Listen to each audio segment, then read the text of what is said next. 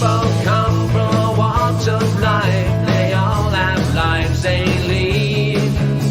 Any and all are welcome here to come and chat with me. Hi everyone, welcome to the show. Well, today I'm going to be talking to a young friend, just checking in and see what's happening in her life. Ladies and gentlemen, Sasha Tuttle. Hi, Sasha. Hello. Welcome to the show. Thanks for having me. Oh, for sure. It's my pleasure. So what are you doing currently? Currently, I'm studying at UBC. I'm in a Master's of Science in Zoology program. So technically, I'm living in Delta now, but I come back to Chilliwack every weekend to see my boyfriend and Mary, friends and family. So say again what you're studying? It's a Master's of Science in Zoology. So essentially what I do is I go out and I research pollinators in blueberry fields. And go ahead. No, I'm just going to say, when did you decide to do that?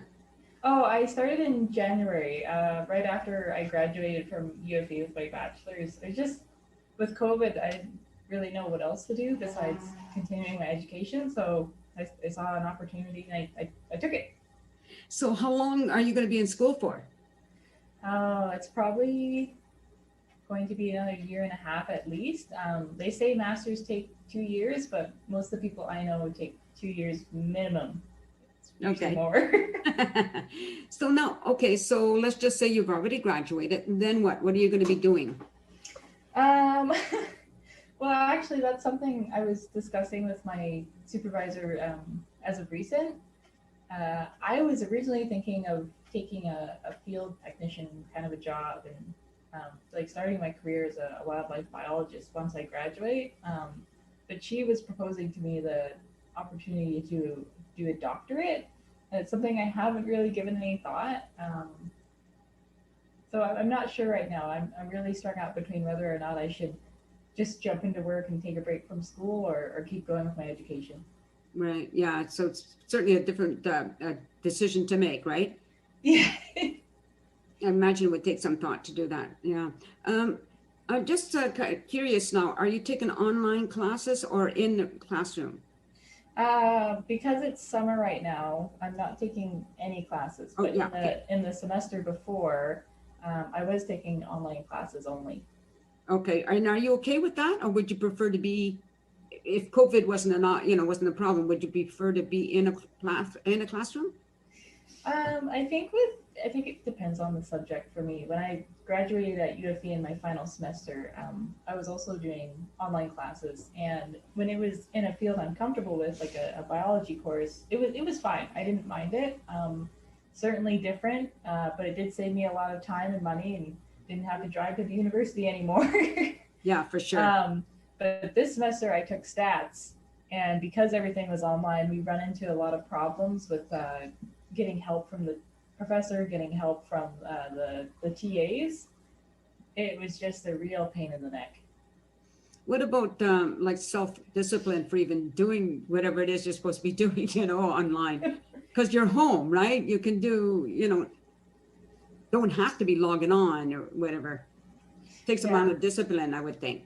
Oh, it does. I think for older like university level students, it's not as difficult. I mean, unless you, I don't know, have a learning disability or that's just, not your style. But I find for younger students, especially my younger sister, it's a lot harder. Like I can see them falling behind and not fully grasping the material. It is difficult. Right. And especially if they don't have anybody by their side pushing them, right? Or whatever, like, I don't know what the situation is, but I'm just thinking, if you don't say having a parent or an authority figure saying, yeah, you better get online there and get your work done. Yeah. I think it's kind of interesting though, and fascinating that you're, what you're interested in. I love all of that. When you were younger, before you got into that, did you have an idea of what you wanted to be when you grew up? Yeah, when I was a kid, I always knew I wanted to work with animals. I went from this line of thinking, oh, okay, I'll just be a vet, Yeah. And then I realized I'm not good with blood and any of that stuff. I don't like needles. So that didn't work. And then I thought, oh, I'll be a wildlife photographer and I'm going to work for National Geographic. And then my mom was like, no. That's a little, no. Anyway, and then at some point I ended up working a summer or like a 2-week position with Fraser Valley Conservancy where I was paid to essentially like run through a wetland and check traps for frogs and then weigh the frogs. And oh, it was so much fun. It was at that point I realized I want to do this. I want to be a biologist. Like, this is great. Yeah, I think it would be great, you know. But I'm just thinking about if you're going to be out there, like, do you care what the weather's going to be like? I mean, do you have to be out there in the winter or, you know? I mean, it all depends on the species you're studying. So for when we were looking at the frogs, we really cared about the summer, like right now, because once it gets hot enough, you'll start hearing them calling. They're starting their breeding season. So we would be going out and we'd be counting egg masses, or we would be trapping to see if we could find any of the endangered Oregon spotted frog or invasive bullfrogs. And you know, once it gets colder, they really hunker down. They're not as active. It's similar with bees that I'm studying right now. Like, we only survey if the wind is low, it's clear skies, and it's hot weather. So when everybody else is at the beach, I'm in the field looking for bees. Hey, it's the path you're choosing. Yeah. I mean, do you miss being at the beach when everybody else is? Yeah, I enjoy what I do. It's so exciting for me when I go out. You know, because a lot of what I see is honeybees, because the blueberry farmers, they put out these big boxes of honeybee hives to pollinate their blueberry flowers. So when I do see a bumblebee or a mining bee or just any other bee visiting a blueberry flower, I get so excited, especially if it's like a new species. It's like, oh, what is this? What are you doing here? Well, how on earth do you identify a new species of bee? Well, I haven't discovered anything that hasn't been identified by somebody else before. It's more of, in my survey, it's the first time seeing it in the field, which is exciting. But unfortunately, when I do capture a bee, if I can't identify it by its color pattern or the length of its face, then I have to net it, take it home, freeze it, and pin it, and use a dichotomous key. Okay, all right. I Have to do it somehow. You know, I used to live in a house that had hollyhocks everywhere, and the little bees they loved the hollyhocks, and I found that exciting. So I can kind of understand your passion, right? A little bit. And if I saw a dead bee, I felt so sad, like, oh, am I responsible, you know? Because as you know, they're so important to us, aren't they? Yeah, well, I think there's a bit of a misconception where people, so there's Apis mellifera, that's the introduced honeybee. It's not native to this area. It's not actually important to our ecosystem. It's important to our farmers, because when you have a large monoculture field, meaning like a big field with one crop species, Yeah. and very few flowers, you can't depend on our native wild pollinators. So our wasps are pollinators, hoverflies, and our native bumblebees. If they don't have other resources, you can't depend on them. But they're not marketed like the honeybee is. So everybody is kind of up in arms over, we have to save the bees, and they're thinking of the honeybee, but we should really be thinking about diversifying our yards and, you know, our landscapes for our native bees. Right, that's cool. So now, what importance do frogs have to our environment? Oh, they're helpful in pest control. So a big difference between our native frogs and these introduced frog species that are so prominent in the Fraser Valley is that our native frogs are a lot smaller, and they'll predominantly eat, you know, smaller things like bugs and invertebrates. But when you have a larger frog like the green frog or the bullfrog is a lot more invasive than the green frog, by the by. It grows so much bigger. At some point, you know, it's not going to be eating small insects anymore. It's going to be eating whatever it can fit in its mouth, including other frogs and our endangered and native frogs. So, you know, if we had a healthy frog population, we wouldn't have as high of a mosquito population. We wouldn't have as many pests and bugs. Right. But because of all these larger invasive frogs, you know, competing and directly consuming our native frogs, we don't have that same ecosystem service. Do you know how these invasive species got here?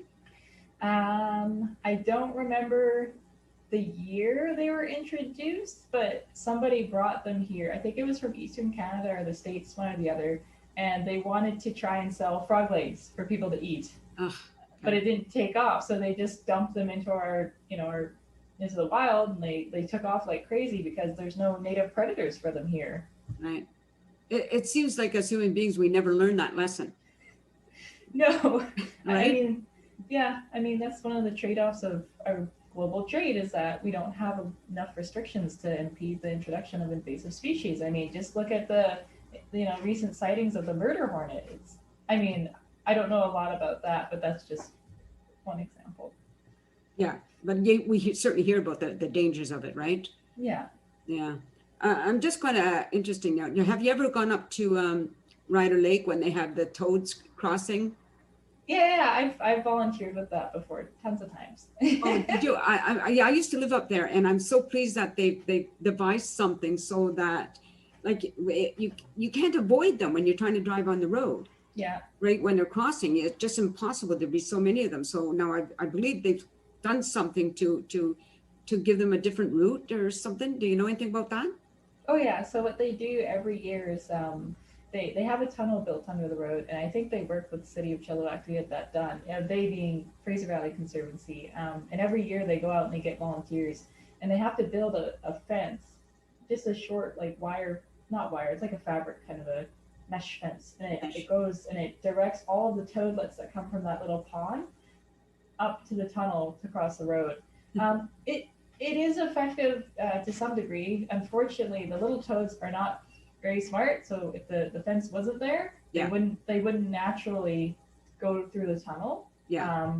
But even with the fence, we do still get fatalities. We still get some that manage to climb over or under or just manage to get on the road. And because it's a voluntary alternative route, we still find a lot that get hit. Right. Like a lot of people still take the road. Right. Yeah, for sure. I mean, I guess for the toad, all they know is they've got to get to a certain spot, right? Yeah. And that's what they're focusing on. They don't have the brain to think about, well, if I go this way, I might get hit by a car. Yeah. but it's nice that people are willing to try to help them. I really, as a human being, I really appreciate anybody trying to help another species, whatever it is. So that's pretty cool, So now I know you're at your boyfriend's right now. So what does he do, if you don't mind my asking? Oh, he works at a heritage center in Abbotsford. It's a recent job he just got. He's accumulating a lot of history and information on the native people of the area to create an app for their museum, as far as I know. So he does a lot of reading. All right, but that's interesting. Yeah. Right. Well, good for him. I think that's great. Well, okay. I guess we're just about out of time. Did I ask everything I want to ask? I do this all the time, Sasha. So don't feel bad or anything if I missed questions. If there's something you want to add, you want to tell everybody about. Is there anything you want to let people know about? Don't hurt the bees. Don't hurt the bees. If you want to help the bees, the best thing you can do is purchase seeds of native flowering plants. You can get them from Fraser Valley Conservancy. They do a sale twice a year. The best thing is to have a continuous flower resource for the bees. If you have a varied number of flowers in your garden, you will be helping them. There, good point. Okay, good point. So just stay on camera while I say goodbye to everybody, all right? Okay. Thank you everybody for watching, and I hope you enjoyed meeting my young friend Sasha Tuttle, and I hope you'll stay tuned and watch the show, and if you enjoy watching it, like it and share it, okay? So hope to see you then. Bye everybody. Peace out.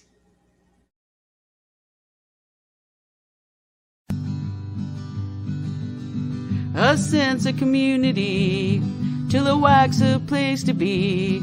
A sense of community when you're free. Rolling through the mountains, rolling through the valley, rolling through paradise with me. It's multicultural, You're sure to see it all. Chilliwack's the place to be, you'll see. Come party in the park, go dancing after dark. Chilliwack's the place to be, you'll see.